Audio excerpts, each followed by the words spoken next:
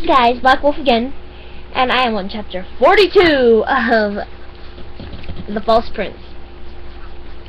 Jaron Artolius Egbert III of Carthia was the second son of Egbert and Erin, king and queen of Carthia. All of the regions agreed it would have been better if this child had been a daughter rather than a son. A daughter could have married into the kingdom of Galeen as a measure of preserving peace, nor was the young prince particularly impressive as a royal. He was smaller in stature than his brother had been, had a talent for causing trouble, and appeared to favor his left hand, a quality frowned upon for Carthian royalty. Privately, Erin cherished her second son. The older child, Darius, was already being trained as a future king. He had belonged to the state from the moment of his birth, and fit the role well. He was decisive, controlled, and detached, at least to his mother. But less was expected of Jaron, and he could always be a little bit more hers. Erin never had felt comfortable as queen of Carthia. It required her to hide much of her true spirit and zest for adventure. Indeed, engaging in a secret romance with King Egbert had been the greatest adventure in her youth. She hadn't paused to consider the consequences until it was too late and she was in love. Erin had served drinks in a small tavern at Pirith for a year, working off the debts her father had acquired after becoming seriously ill while at sea. It was humiliating work. Until then, their family had enjoyed a fair social status, and she had enough education to know how far they had sunk. But Erin endured it, and eventually the tavern began to prosper under her guidance. Egbert spotted her one night when he and his attendants traveled through Pirith. He returned the second night in disguise, enchanted by her beauty, charm, and loyalty to her family. By the third night, Erin had figured out who Egbert really was. He begged her to keep a secret, only so that he could continue to see her again. At the end of a week, Egbert paid off her father's debts with extra to the tavern owner on a royal command that he must never reveal Erin's humble origins. He brought Erin back with him to Gilead and made her his queen. In marriage, Egbert and Erin were happy, but as king and queen they disagreed on how to rule Carthia. Erin saw enemies in the faces of those Egbert sought to appease with favorable trade laws and by ignoring clear violations of treaties. Their older son Darius would one day have to bear the consequences of Egbert's fear of conflict. Jaron would be given more freedom to pursue his own desires, and Erin loved him for that. Jaron was still very young when it became clear he was his mother's child, more than his father's. The fire he set in the throne room was not malicious. He had taken a bet from a friend, a castle page, that tapestries could burn. He intended to prove it by burning only a hidden corner of the tapestry. Over 300 years of threaded history went up in flames before servants were able to put the fire out. Commoners also loved the story of Jaron at age 10, challenging the king of Mendenwall to a duel. None of them knew that Jaron had overheard the king accuse Queen Erin of not being a true royal. They only laughed at the image of a 10-year-old boy facing off with a king 4 times his age. The Mendenwall king humorously obliged Jaron and undoubtedly restrained himself during this duel. Although the king easily won the match, Jaron satisfied himself that he did give the king a nasty cut on the thigh, and he practiced his sword fighting twice as hard from then on. As Jaron grew, Egbert became increasingly angry and embarrassed by his son's antics. Instead of compressing himself into a model royal, as his father wished, Jaron rebelled further. He snuck out of his bedroom window at night, as often as weather permitted, and on too many occasions when the bad weather should have discouraged him. Heights never bothered Jaron, not even after the time he fell more than 10 feet from a tower and had his life saved by an Ecrotarian at the edge of the gable.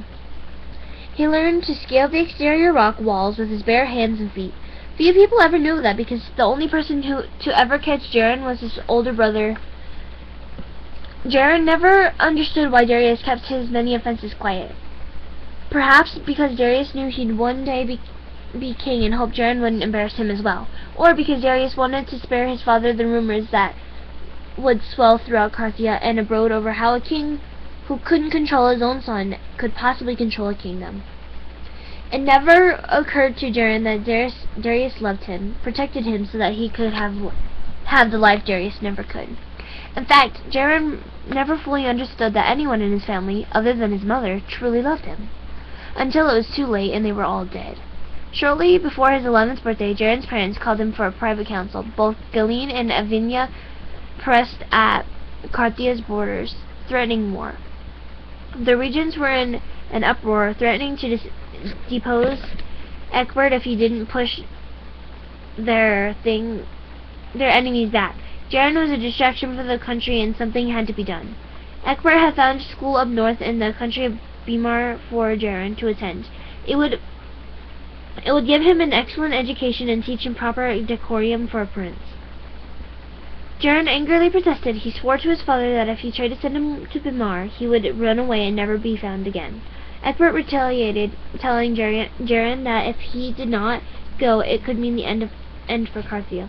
He had to prove to both his own country and to the enemies at his border that he could be decisive. He would send his own son away and end the embarrassment. Aaron plotted Jaren to accept Egbert's decision to do it for Carthia, to do it for her. "I will do it for you, mother," Jaren said. "I'll leave you for your own sake, but you will never see me again."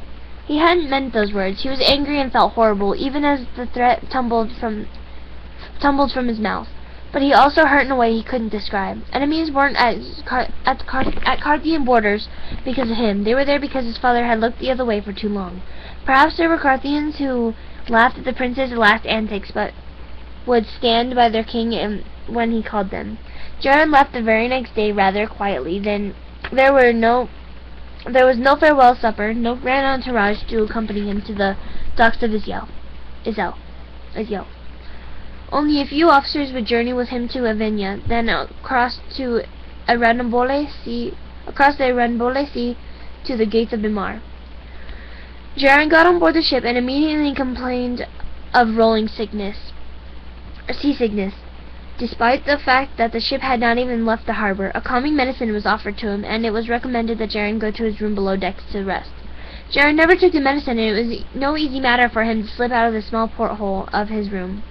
Still, he had a smaller build than most 10-year-old boys, and after he worked his shoulders free, the rest was simple. Unaware Jaren had left, the ship set sail without him. The ship was attacked by pirates late that afternoon. When news from piracy returned to Carthia, a search was made for any survivors.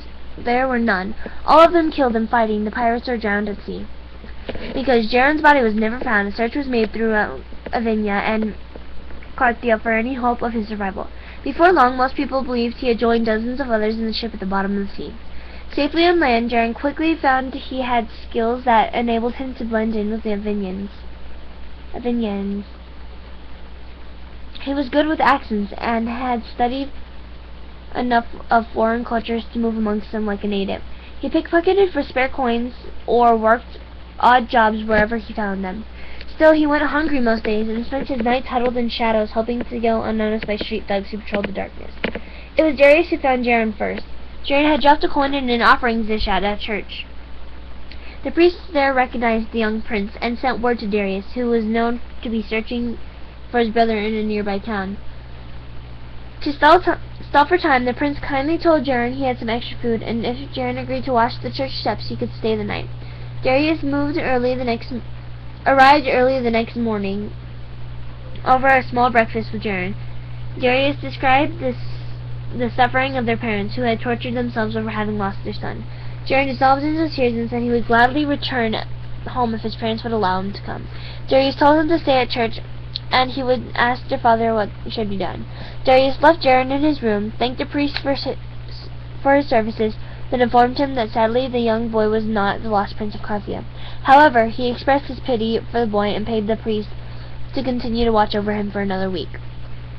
1 week later, Jaren would finally begin to understand his role in the future of Carthia. Okay, guys, the next chapter is chapter 42, so it's going to be the False Prince.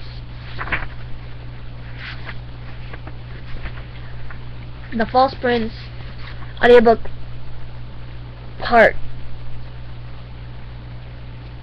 43. Okay, well, yeah.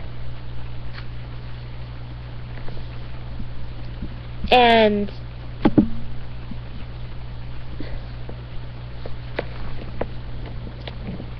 Cybernot, I think that's your name. I will do your video, but I'm probably gonna have to get my brother to do it because I cannot do an armpit fart. But yeah, I'll try to get my brother to do it. Alright, bye. Please subscribe.